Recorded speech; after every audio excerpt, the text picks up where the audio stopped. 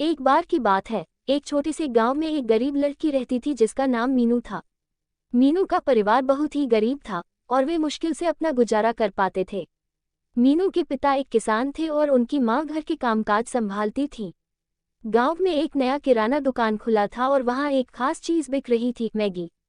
मीनू ने पहले कभी मैगी नहीं खाई थी, इसलिए जब उसने पहली बार उसके बारे में सुना तो वह बहुत उत्साहित हो गई।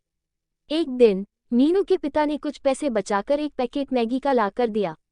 मीनू ने अपनी मां की मदद से मैगी बनाई।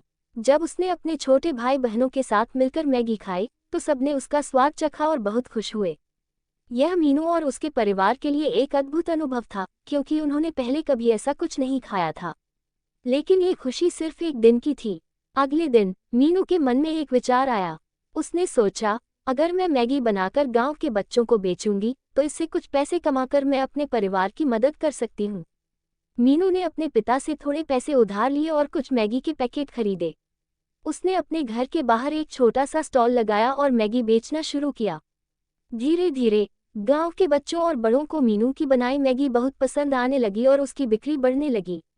मीनू का छोटा सा व्यापार धीरे धीरे सफल होने लगा। उसने जो पैसे कमाए उनसे उसने अपने भाई बहनों के लिए किताबें और स्कूल की अन्य जरूरतें खरीदी। मीनू ने खुद भी पढ़ाई शुरू की और अपने गांव के बच्चों को भी पढ़ाने लगी। गांव में मीनू की यह कहानी सभी के लिए प्रेरणा बन गई।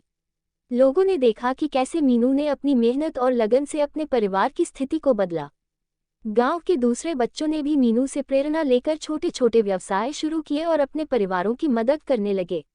मीनू की यह कहानी सबको ये सिखाती है कि कठिनाइयों के बावजूद अगर हम अपने सपनों के पीछे मेहनत करें और अपनी बुद्धिमानी का उपयोग करें तो हम किसी भी मुश्किल को पार कर सकते हैं। मीनू ने ये साबित कर दिखाया कि थोड़ी सी मेहनत और सही सोच से हम बड़ी से बड़ी समस्याओं का हल निकाल सकते हैं।